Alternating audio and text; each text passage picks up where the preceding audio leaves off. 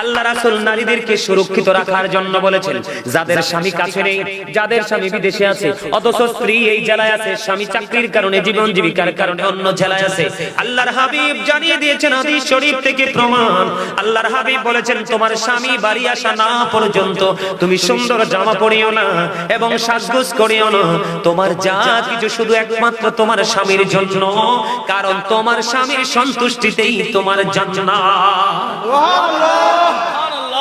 বেপরদাশীল নারীরা রাতের অন্ধকারে স্বামী যখন তাকে বিছানায় ডাকে, অনেক সময় সে স্বামীর ডাকে সাড়া দেয় না।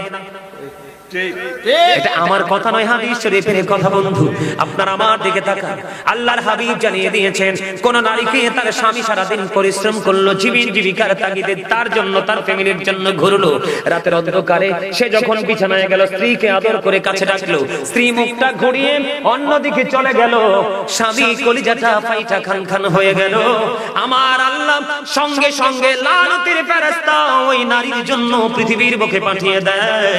ওই যতক্ষণ না পর্যন্ত সকাল না হয়, ওই রাত্র থেকে ওই নারীটাকে শুধু ফেরেশতারা লানত দিতে থাকে, ওই নারীকে অভিশপ্ত বলে ঘোষিত করা হয়। জোরে জোরে নাউজুবিল্লাহ।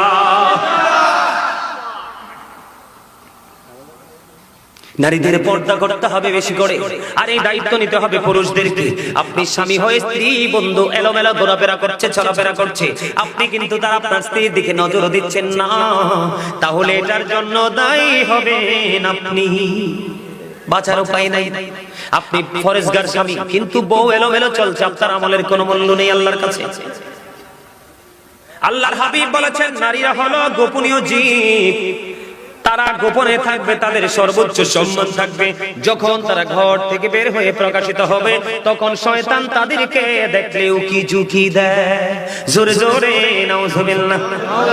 আপনারা তো জানেন না, নারীকে শয়তান মনে করে রশি।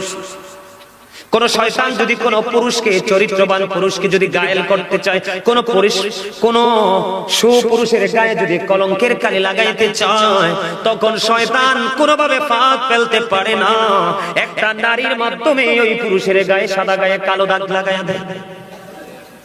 এই জন্য নারীদেরকে অত্যন্ত সচেতন থাকতে হবে, অ্যালার্ট থাকতে হবে। স্বামীর অনুমতি ছাড়া এই বাড়ি থেকে ওই বাড়িও যেতে পারবেন না।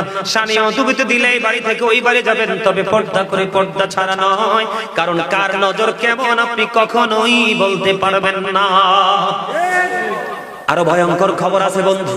আবু বকর সিদ্দিক রাদিয়াল্লাহু তাআলা আনহু নবীজির এই ভয়ঙ্কর হাদিসগুলো শোনার পরে বললেন, ইয়া রাসূলুল্লাহ, আমি সব সময় আমার পোশাকটাকে টাকনুর উপরে রাখি, মনের